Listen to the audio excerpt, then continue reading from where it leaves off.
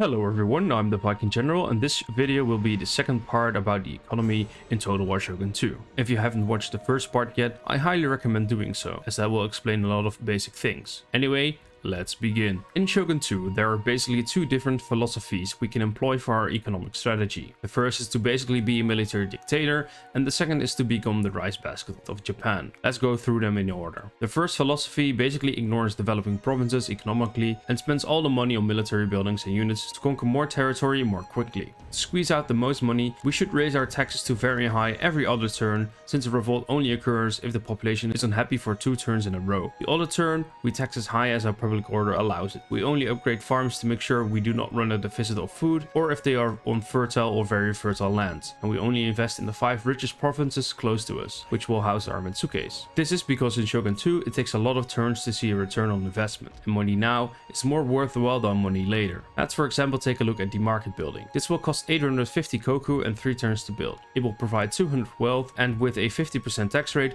is 100 koku per turn. This means it will take 11.5 turns to break even. In case you're wondering, using the normal tax rate and accounting for growth, break-even point for the market is 14 turns. Considering a long campaign can be done in about 80 turns, it is only really worthwhile to invest in your provinces very early on. But that's also when you want to expand and spend money on your military, as conquering new provinces will grow your economy faster than developing provinces. Every new province will earn us on average about 300 to 400 koku per turn, which can support about 4 to 5 Ashikaru units in upkeep, while the market is only able to support about 1.5. This also means that most of the arts masteries will be from the Bushido tree, since we won't need the economic buildings. However, this philosophy needs to be employed carefully, since there are definitely some downsides. The first downside is that a newly conquered province will not be able to immediately provide income. This means that we have to keep a close look on province happiness, since garrisoning might slow down the conquest. And with a small slip up, we can see a lot of rebellions. The second downside is that our provinces aren't worth a lot, but the larger our borders become, the more armies we need to guard our borders. Undeveloped towns won't be able to sustain multiple large armies, so keeping the borders safe will become exponentially harder, especially once you trigger Realm Divide. The one good thing about this is that losing provinces won't hurt, since they aren't worth a lot to begin with.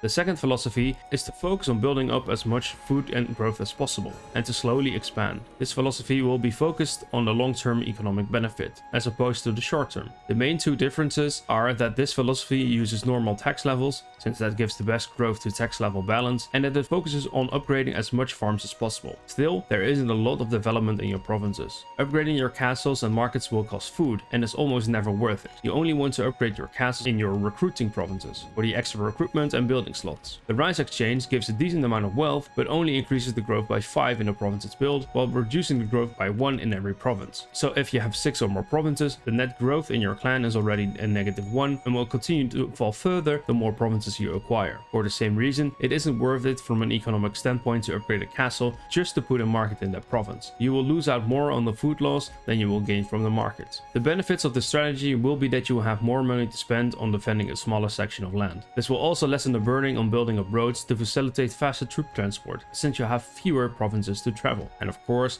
the longer the game takes, the more money you will have compared to the military dictator philosophy. However, the biggest pitfall with this philosophy is overspending on developing your provinces and not spending enough on troops. Since your provinces will be worth relatively more, losing a province will hurt this philosophy much more than the first one. Another downside is that because of the slow expansion, you will struggle with financing a second army. Finally, because you need to get the arts to upgrade the farms, you will have a slower progress on the Bushido tree. Personally, I tend to blend these two philosophies.